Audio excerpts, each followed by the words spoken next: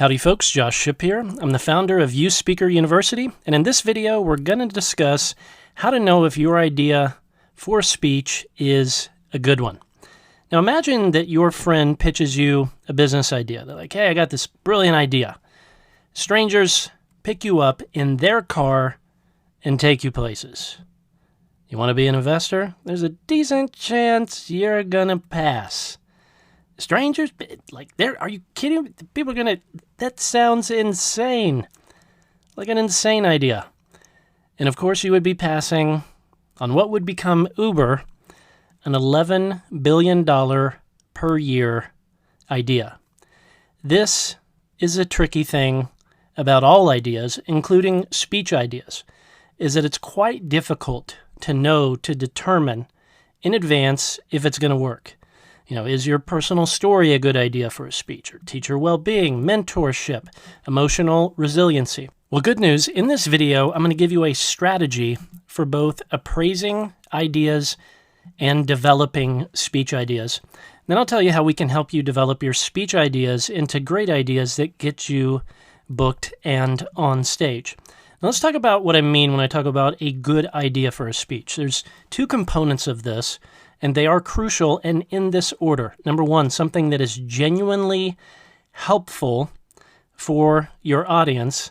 And then secondly, an idea that is wise for your speaking business. Now you notice number one has to do with the art of speaking, the speech itself, whereas number two is about your speaking business. It's really important that you approach this, developing speech ideas and appraising speech ideas with this mentality.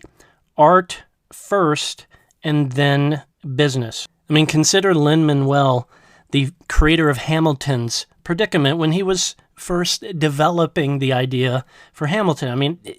You could imagine if you were a buddy of his and he's like, yeah, I'm working on this thing. It's like this musical, but it's a rap musical about the founding fathers. Be like, man, I don't, rap musical for Broadway?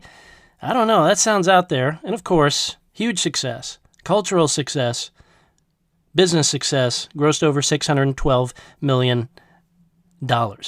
So when you're developing and appraising ideas, you want to think art first and then business. Now, why focus on the art first? Well, look, our agency, Top U Speakers, books over 1,000 paid speaking gigs each year for a group of about 30 speakers. Now, our internal research shows that roughly 90% of decision makers hire a speaker for one of the following four reasons. Number one, I saw them speak. I being the decision maker. I saw a video of them speaking. Someone I trust saw them speak, or someone I trust saw a video of them speaking. You will notice all of these instances, whether we're talking about actually seeing them speak or seeing a video of them speak, all has to do with the art, the speech itself. So if you want to reach more people, make a bigger impact, it's important to focus on the art first and then the business when appraising and developing speech ideas. So don't ask yourself first, is this something that I think is good for my speaking business? Ask yourself first, do I think this is something that would be helpful for an audience and something that I'm passionate about speaking on? Now, here's a problem with a good idea. As I've already said, it's almost impossible to determine in advance. Uber, great example of that, right? Hamilton, Exhibit B, another great example of that. On the surface, those sounds like it's sort of insane, out there ideas. Really, I don't know, sounds destined to fail.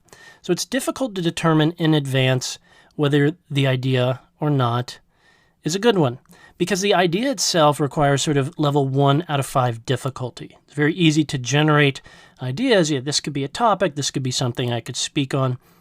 But the beauty, the success, the impact, all comes not in the idea itself, but the implementation of the idea. What makes Hamilton amazing is not just its idea, founding fathers, music, hip-hop. What makes it amazing is the art itself, the songs, the attention to detail, the craftsmanship. So the implementation of your speech idea is far more important and far greater. The hook, the story, the humor, the lessons, the heart, the visuals, the endless revisions until you get it just right. All of that is far more important than the idea itself. Now, with that in mind, very well, then let's talk about how to develop these ideas. You don't want to just hope that your idea is good. You want to use a process for developing them. So I'm going to lay out a 6-step process for you right now. This is something that I use and something that I use with the speakers that we work with. So first, as we've been talking about, is the idea itself. Now, typically when I have an idea for a speech, it starts, an hour-long speech might just start with one sentence or a story or sort of a vague thought or feeling. But I go, man, that's something there. I think that's an important idea. That's something I could uniquely communicate. And with this initial kernel, the idea itself, this can come from either you or others. I mean, you could be on a run, you could be out to lunch with a buddy, you could be interacting with a kid, a teacher, someone you care about, and boom, an idea sparks. Or you could go about this in a third-party way. You could approach some people and be like, hey, I'm, trying to develop some speech ideas. What are some things that you've heard me just sort of naturally talk about or do that you think I have a unique perspective on? So the idea itself, that can come from either you or others, doesn't really matter. Secondly, you need to decide whether or not that idea is worth pursuing, worth developing. And that decision can only be made by you, because your heart is going to have to be in this, right? Because if your heart isn't in it, then you're not going to be able to endure the difficulty of writing the speech, revising the speech, giving it a handful of times, getting the feedback loop going. Parts of it go well, parts of it fail miserably.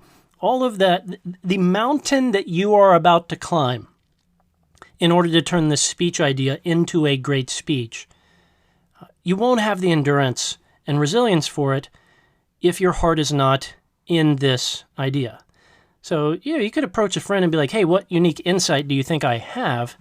And they could say, well, I think you should speak on this. And it may very well be a good idea, but if your heart is not in it, you should probably kindly pass and go back to step 1 and develop some other ideas. Next, you want to make a draft of this speech idea. Just sort of a general outline. It's sort of a brain dump on this topic, thinking about, okay, well, here's my topic, here's my idea. What funny stories do I have about this topic? What sad stories do I have about this topic? What embarrassing stories do I have about this topic? What are some insight, some advice that I have about this topic? If I could go back and do things all over, what do I wish I knew? If I could circle back and whisper something in my ear, what would I tell myself? All these sorts of things to begin to get this idea and develop it a little bit further. Now, this is something that I suggest only you do. Now, I've seen some speakers where they get an idea and they go, hey, I've got some resources and I'm busy, so I'm going to hire someone to write the first draft of the speech for me. Now, look, as a speaker, you're not like a politician who's sort of going out giving a different version of a speech every day, so it's understandable. That's a lot of writing, so you might want to have someone else do that for you. The sort of speaking that you and I do, speaking to students, parents, educators, caring adults, that's got to be an authentic message that you yourself can not only be passionate about, but deliver. It needs to sound like you. It needs to feel like you. It needs to have your personality woven all the way through it. So even if you don't think of yourself as a great writer, it's important that you write that first draft. It could be an outline. It could be, a doodling of ideas. It doesn't matter how you do it, but you need to get that initial draft out. Only you can do that. Now, fourth, you want to revise that draft, that outline. And you can do this, or you could, gather some people to help you. You could hire some people to help you. This could be done by yourself or by others. A great speech is not written, it's revised. It's iterated over and over and over again, sort of fine-tuning it. Fifth, you want to get feedback. And this can come only from others.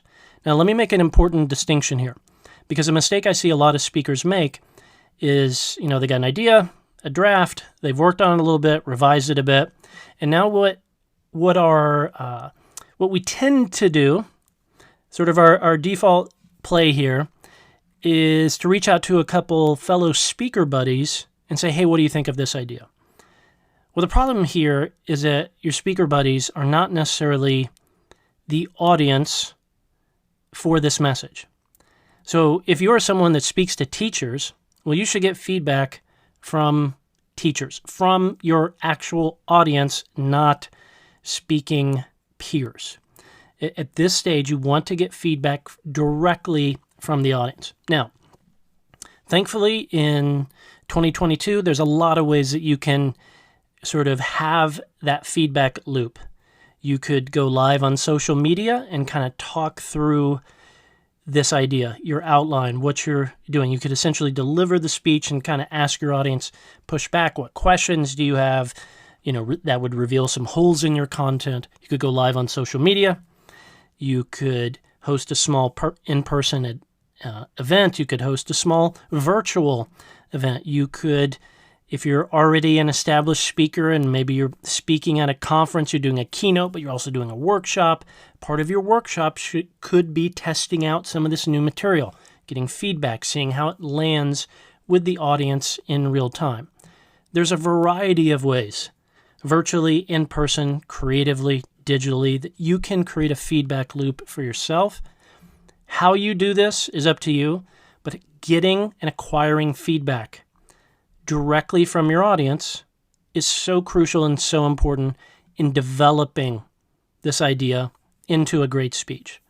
And then lastly, you're at this decision point where you need to decide, is this speech working? Is there something here? Is this worthy of continuing to pursue? And you might kind of be like, no, this is bombing. This isn't connecting.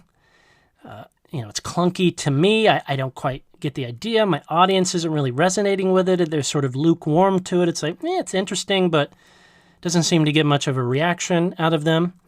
And very well, this happens. This happens to me. This happens to every speaker I know.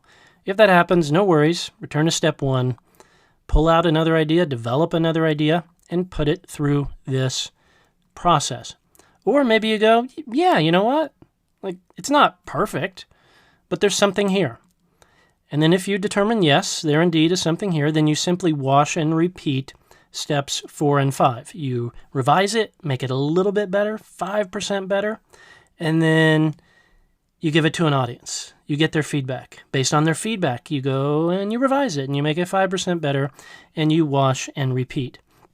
I found when I was a new speaker, it's so tricky because you often get interested in speaking because you see a great speaker. You see Brené Brown, you see Eric Thomas, Simon Sinek. You're like, man, they're incredible the way they articulate their ideas. I love that. But you are basing, we often compare our initial ideas, step 1 or step 3, to something that those speakers that I just mentioned and many others have revised, gotten feedback, revised, feedback, revised, feedback, revised, feedback, revised, feedback over and over and over before you even saw it. So don't compare your draft to their finely tuned, finely revised, lots of qualitative feedback version of their speech idea. Bottom line, you don't write a great speech, you revise a great speech. Now, we would love to help you with your speech ideas, developing your speech ideas. Now, if you're already a part of YSU, You Speaker University, we have twice per month live coaching Zoom call. So if you're already in YSU, you just log into your account, and then right up here, you click on coaching. And then right here where you see that red arrow, you will see the date and time of our next Zoom call. And on each of these Zoom calls, we host them twice per month. You can ask questions and get personalized feedback on your speech, your one sheet, your demo video, your website, or your lead generation strategy. Now, if you're not a part of You Speaker University, I would respectfully ask, why not? You Speaker University is our online training program to help you launch and grow your speaking business using our proven step-by-step methodology. So if you enjoyed this sort of nerdy video where I'm nerding out on what it looks like to develop your speech ideas inside of You Speaker University, we have dozens of hours of these sort of nerdy videos on every topic covering the art and business of speaking to help you launch and grow your speaking business. Plus, as I mentioned, twice per month, live coaching and feedback via Zoom. Plus, we have priced YSU to be the price of one paid speech within the youth and education industry. If you're not a part of YSU, you can go to uspeakeru.com/schedule, or on this page, you will see a link to sign up for a call with a member of my team and ask them any questions about whether or not YSU would be a good fit for you. And we'll just be brutally honest. If we don't think YSU is a great fit for you and help you with where you're at, we will brutally honestly tell you so. If we think, man, this is a no-brainer, we could absolutely help you on the art and business of speaking, we will candidly tell you such. So that concludes this video, how to know if your idea for a speech is a good one, how to develop it, and how to go out there and impact an audience with it.